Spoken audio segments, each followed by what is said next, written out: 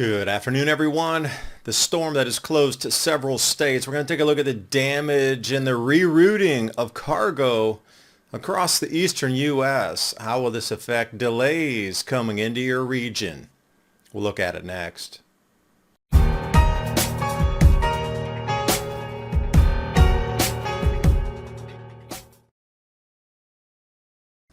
And when I say delays into a region, all roads in western North Carolina should be considered closed, as well as an enormous, more than a handful in Tennessee east as well. Appalachian area road closures. This is Tennessee and North Carolina. They're talking about jeeps, horses, bicycles, hikers, nothing in, no road transport, and don't try to walk in either, basically is what they're saying.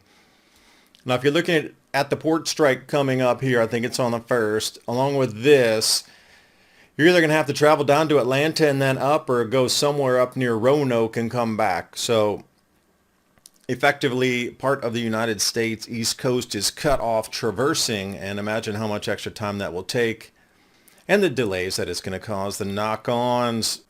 Looking at the road damage, to put it into perspective for you, I did this in the video yesterday at Chimney Rock. I've done 4 videos on this so far. Please watch the entire list of them.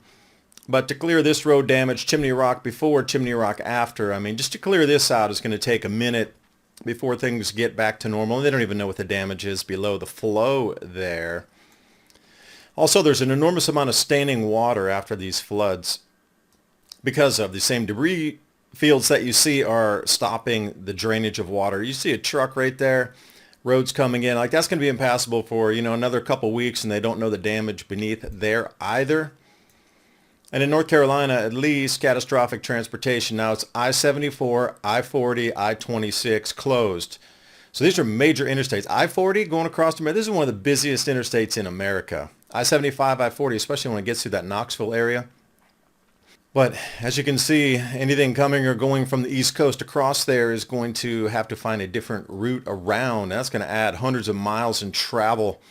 Taking a look at I-40, this is the original image that, people were looking at, go, wow, this thing is going to be tremendously long in repairing. And as of today, with better communications, you can see there's even been more damage, more erosion. At least the vehicles are gone.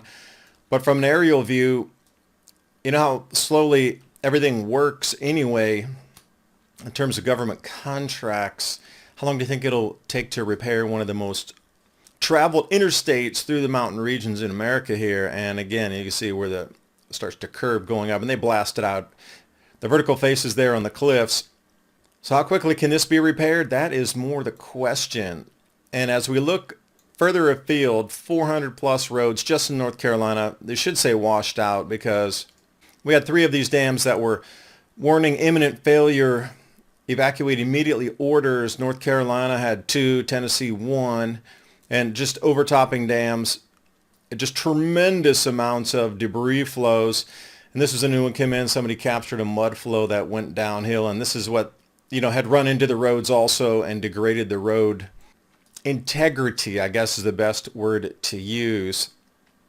Now, the social media feeds are starting to come out, and these are more common than not, where part of the road is washed away or the bridge is absolutely gone on itself. Now, these are what you consider state routes here. We've been told our whole lives that wrinkle creams were the easiest way to look younger. Now, one doctor says that's nothing but old news. Dr. Lakey has focused his attention away from mainstream cosmetic practices. Why?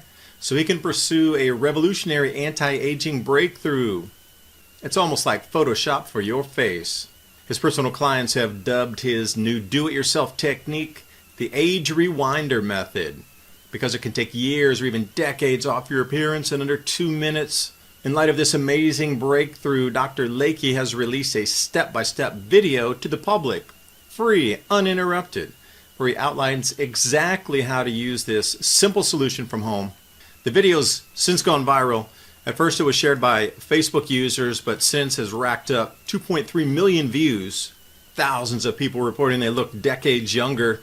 So you can find more about this yourself right now. Go watch the video, bhmd1.com/adapt right now, or click on that link in the description box below. That's bhmd1.com. /adapt. And now on with the video. And this takes quite some time to repair. So as we look, the East Coast is effectively going to be rerouted for months, if not longer, from this point forward. And what's interesting to note too, coming through the Great Smoky Mountains, a lot of these, rural routes or state roads, there's a huge amount of closures on there, but the green are the major interstates. Look how many closures there are, road washaways, bridge collapses along there. That is going to take a very, very long time to fix. One thing I did notice, Silva, because I wanted to visit the Judicula Rock, or otherwise known as the Judicula Stone. It's about 5 miles from Silva. Now, the reason this area is so important, those are plasma petroglyphs. And you might be like, why is this rock with all the plasma petroglyphs way down? Well, if you look at the viewpoint here, they would have been viewing west, and anything happening in the sky, if we would have had some sort of large planetary lightning event or something with the sun where we had a plasma rope touch the surface of our planet, something so far out of the scale of possibility for anything we've ever seen in the last 10,000 years. Then you would get these supersonic winds, and Andy Hall is the one you want to look at here, talking about dendritic ridges and how these stack on top of themselves as supersonic winds. And I did a full video about this, and I traced the scar pattern with those dendritic ridges all the way from the Cherokee city of Chota all the way through the mountains, and I labeled them from wave 1 to 11. Now this is what they would have been viewing from Judicula area, Silva, in the skies, and these would be dancing around with highly electrified skies, and they're actually a term for this called plasma petroglyphs. Highly encourage you to take a look at it. I linked that video I did as a 25-minute documentary I produced myself back in 2021 about this very area. And also, please join me as backup channels on Rumble and BitChute, Adapt 2030. Those links are in the description box. I digress. Back to the road closures. Now, these are very large state roads, and getting into rural roads, the enormous amount of closures.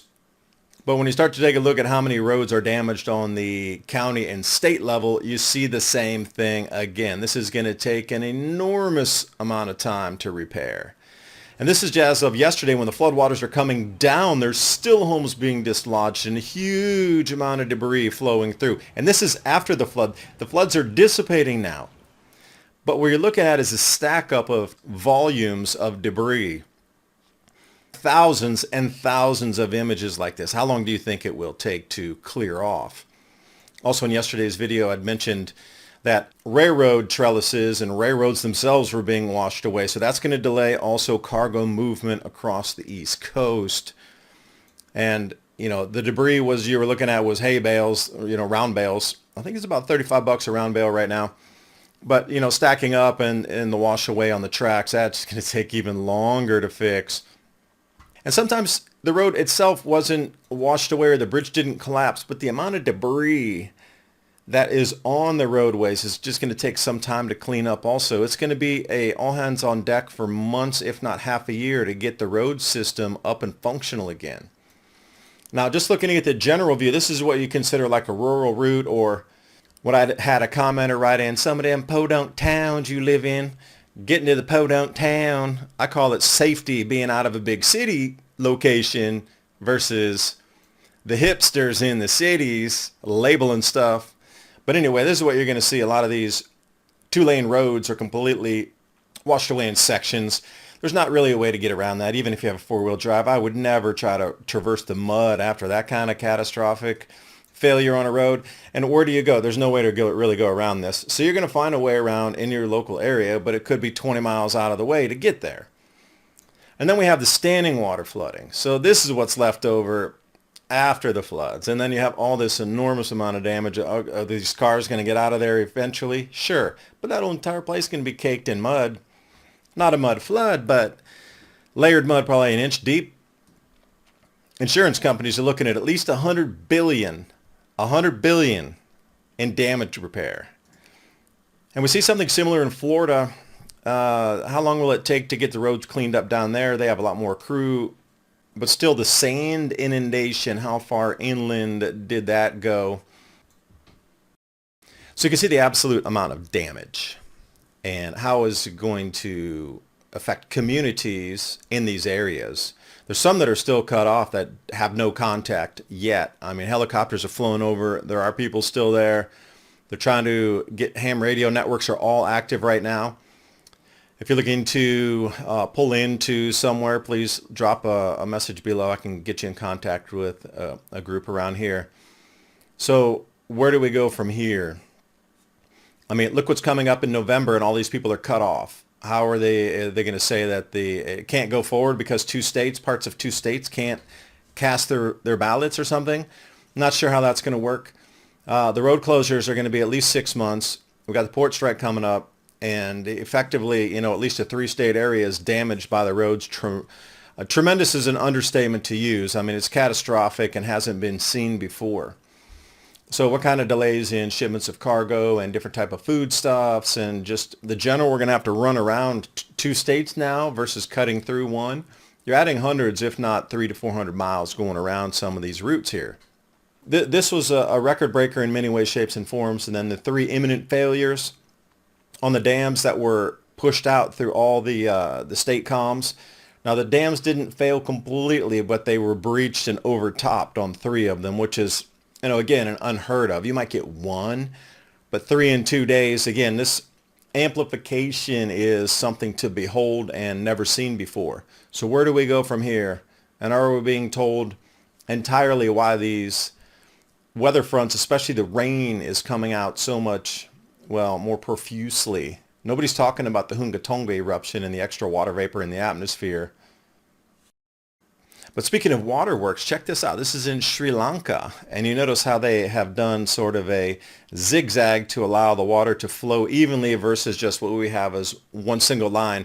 Notice the difference, probably the texture of the water, the energization of the water is different, and also flood control. I'm just wondering how much more this would work in terms of allowing more steady flow of waters in heavy rainfall situations. I do thank you for watching. Hope you got something out of the video. Share with your friends and family. See what they think, if they have any answers for what is going on. And links are in the description box below so you can chase down, do some of your own research. See you next time. Bye for now.